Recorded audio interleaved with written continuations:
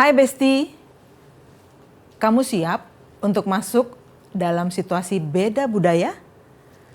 Jika kamu punya cita-cita untuk keluar dari zona nyamanmu dan mau eksis dalam interaksi sosial beda budaya, yuk kita simak 9 materi tentang berkomunikasi antar budaya.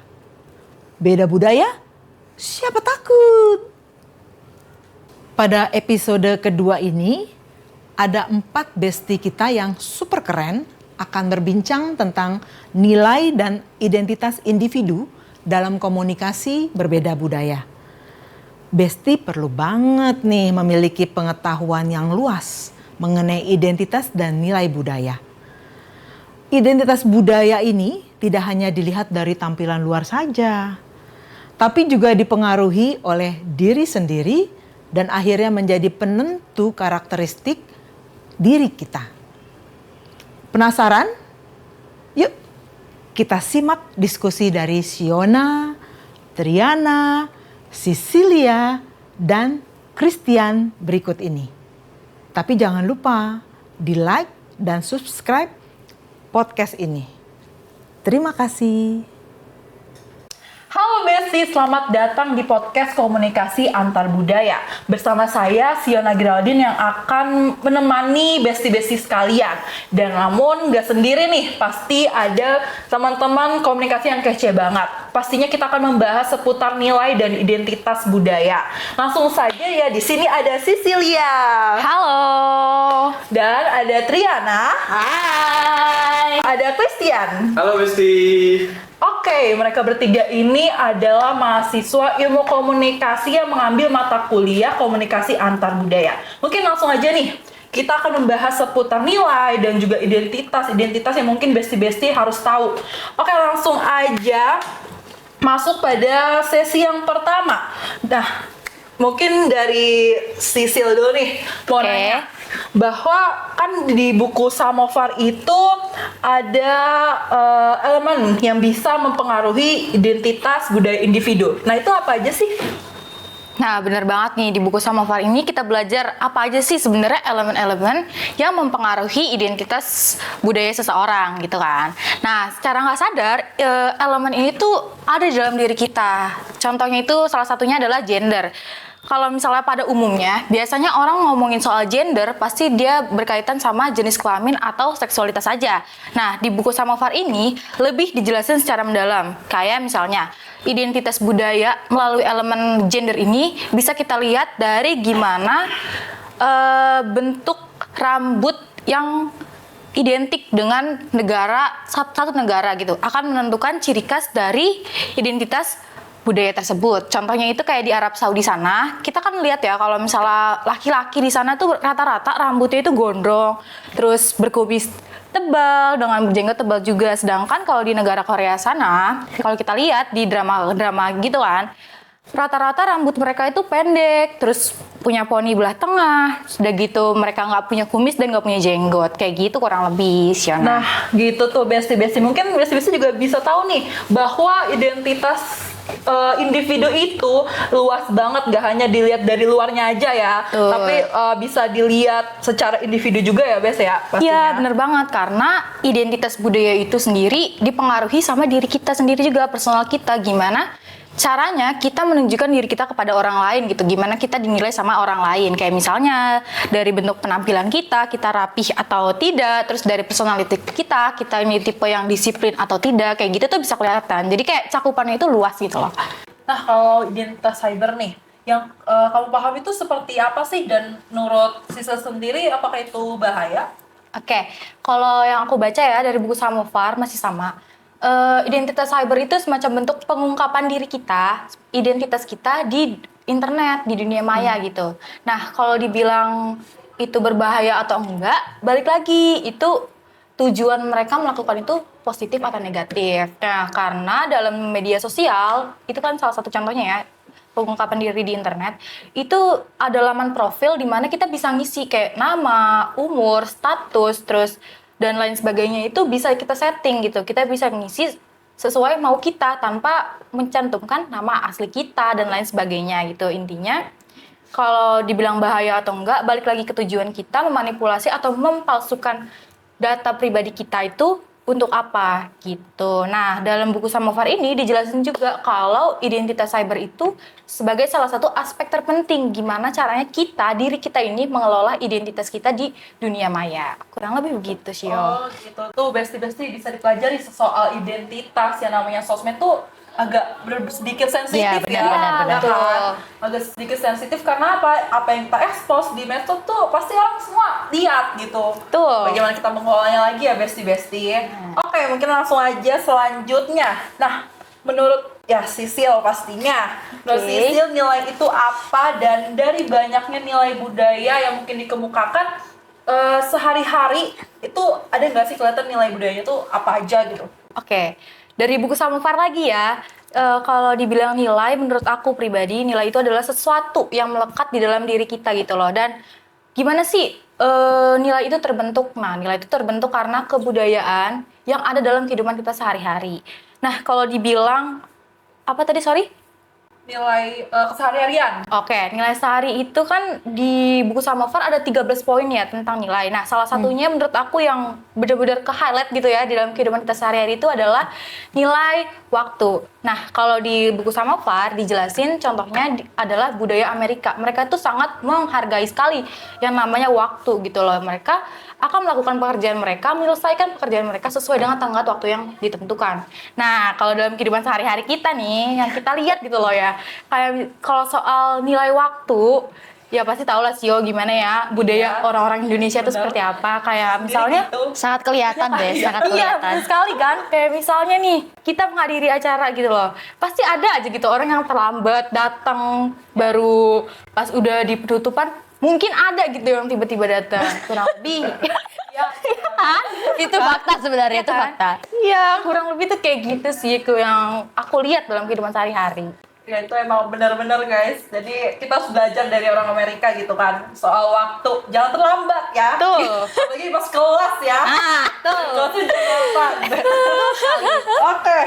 Mungkin langsung aja nih ke selanjutnya. Saya tuh pernah dengar ya bahwa ada nilai yang dihidupkan orang Amerika ya, mungkin tadi udah sebelumnya dijelasin juga bahwa ada nilai yang dihidupkan orang Amerika. Mungkin bisa nggak sih jelasin penyebab dari orang Amerika itu dalam Samovar membentuk suatu nilai-nilai itu apa aja? Mungkin dari Triana boleh. Oke, sebenarnya ya Bes, ini terlalu jauh ke Amerika. Oh, ya. Tapi karena nilai dan budaya yang mereka anut dan mereka hidupkan, itu benar-benar menarik gitu loh. Dan mungkin dari cara pandang kita itu terlihat biasa, padahal ternyata bagi mereka itu luar biasa gitu loh. Nah, ada beberapa alasan mengapa nilai-nilai itu menjadi landasan atau menjadi penyebab mengapa nilai itu dihidupkan gitu bagi mereka. Ada 3 alasan. Yang pertama, nilai itu atau budaya selalu mengikut gitu loh. Kayak kemanapun kita pergi, budaya kita dan nilai kita itu selalu ikut gitu dengan kita. Jadi nilai budaya yang kita miliki akan menjadi acuan gitu, kayak cara pandang kita terhadap sesuatu, cara kita merespon sesuatu itu tuh kadang-kadang didasari oleh karena nilai budaya yang kita anut. Yang kedua, nilai budaya itu seringkali diabaikan atau juga diremehkan. Padahal ternyata nilai budaya yang kita miliki itu tuh sangat penting gitu. Terus ada yang ketiga. Yang ketiga, nilai budaya kerap dijadikan sebagai acuan dalam memandang dan menilai sebuah sesuatu. Jadi dari 3 alasan inilah kenapa warga-warga Amerika itu menjadikan sebuah alasan atau penyebab mengapa pentingnya nilai budaya itu dihidupkan gitu. Dan setelah aku baca, penting sih untuk kita melihat kedalaman secara spesifik ya alasan mereka menghidupkan nilai budaya gitu. Berarti emang nilai budaya tuh di kehidupan kita juga sehari sangat penting ya. Benar. Besti, dengerin baik-baik, nilai itu penting bagi hidup kita gitu. Ya. Oke, mungkin segini dulu segmen yang pertama. Saat lagi kita akan masuk segmen yang kedua. Stay tune ya. Bye.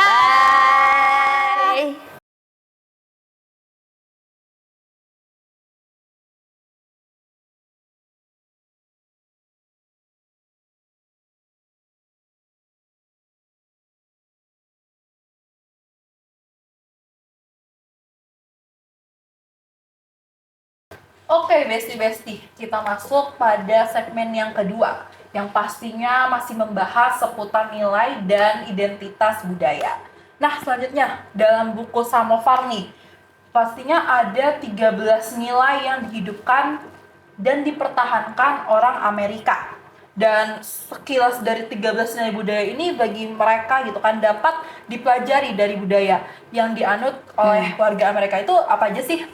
Nah, nilai budaya yang dipertahankan oleh warga Amerika, sekilas ketika kita membaca itu benar-benar mendasar ya.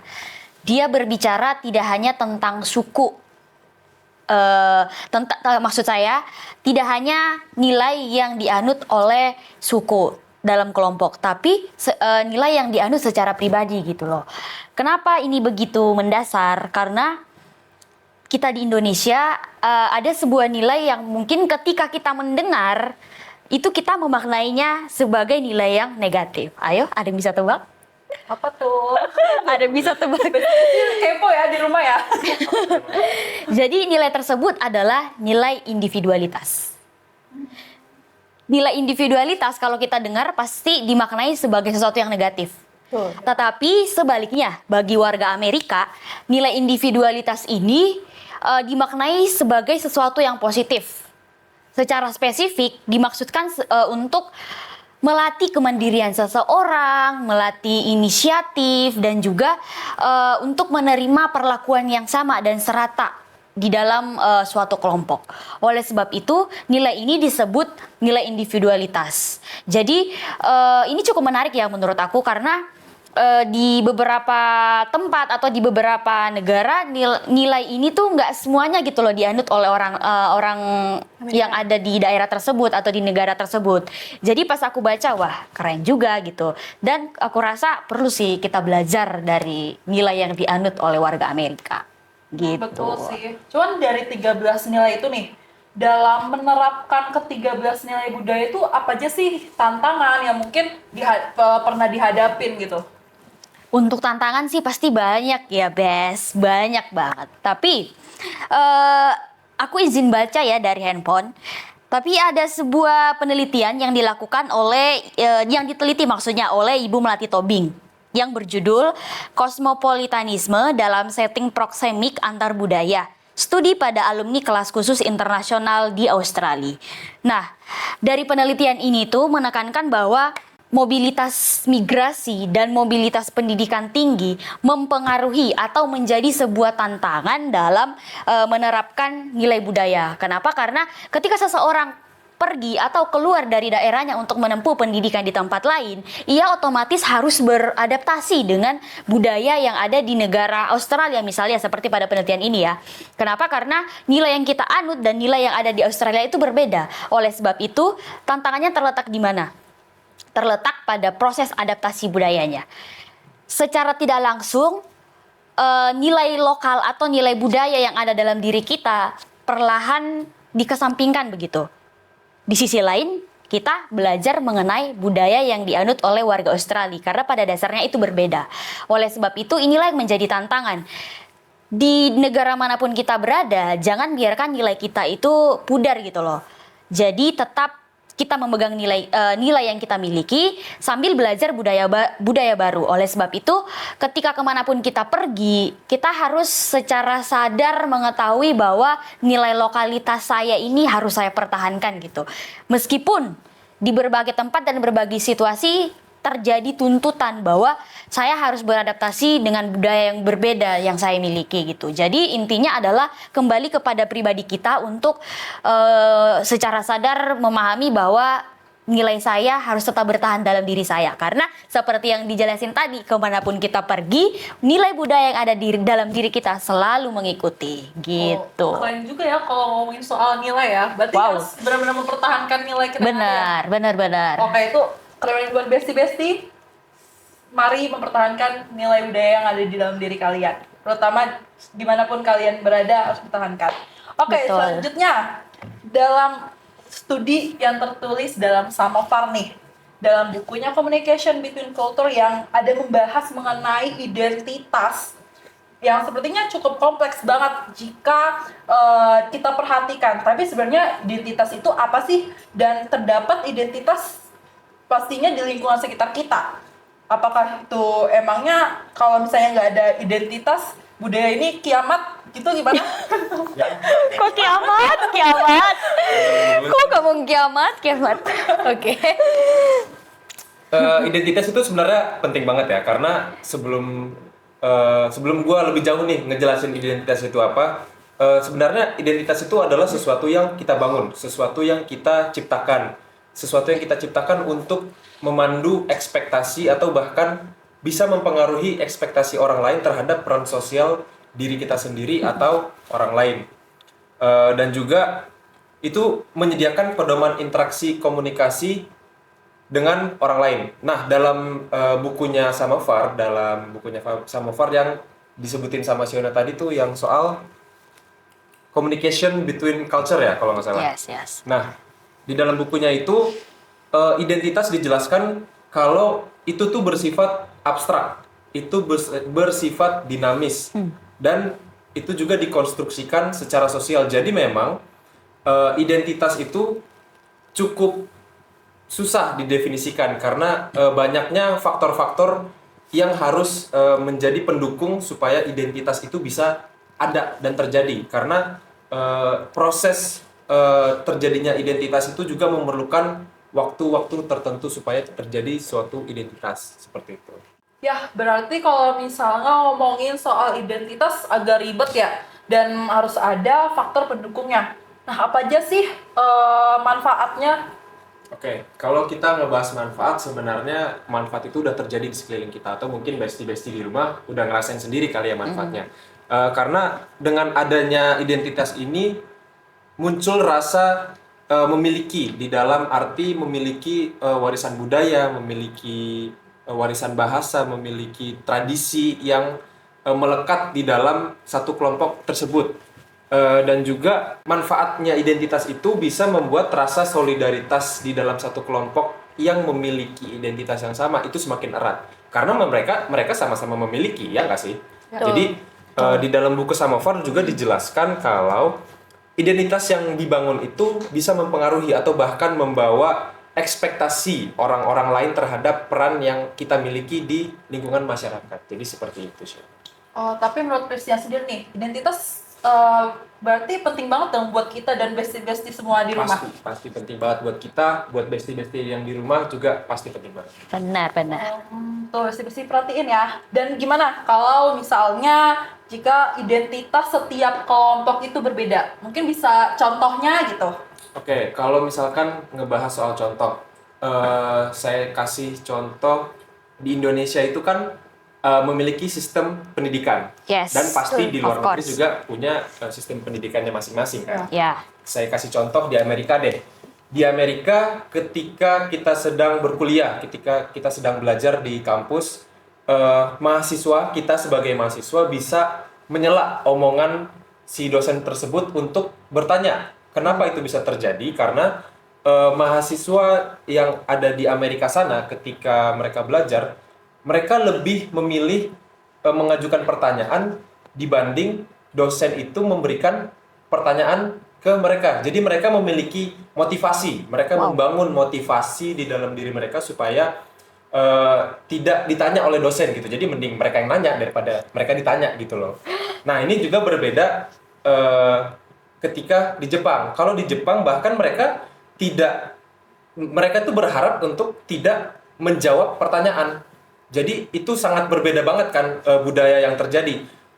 Identitasnya sama-sama mengenai mahasiswa di Amerika dan di Jepang, tapi berbeda. Kenapa? Karena itu bisa terjadi karena adanya perbedaan budaya. Yes. Budaya di Amerika dan budaya di Jepang. Jadi seperti itu. Oh, jadi setiap budaya emang pasti Beda-beda. banyak perbedaan Pasti gitu ya. betul. Itu perlu juga sih bestie-bestie perhatikan gitu. Oke, gak hanya membahas seputar ini aja, tapi kita akan masuk selanjutnya itu Q&A. Nah, dalam Q&A kali ini ada 3 pertanyaan nih bestie-bestie, yang mungkin dari mahasiswa bertanya dan mereka pengen lebih lanjut mengetahui bagaimana sih nilai dan juga identitas individu dalam budaya tersebut. Oke, langsung aja. Di sini ada 3 pertanyaan. Wow, Dari banyak ya?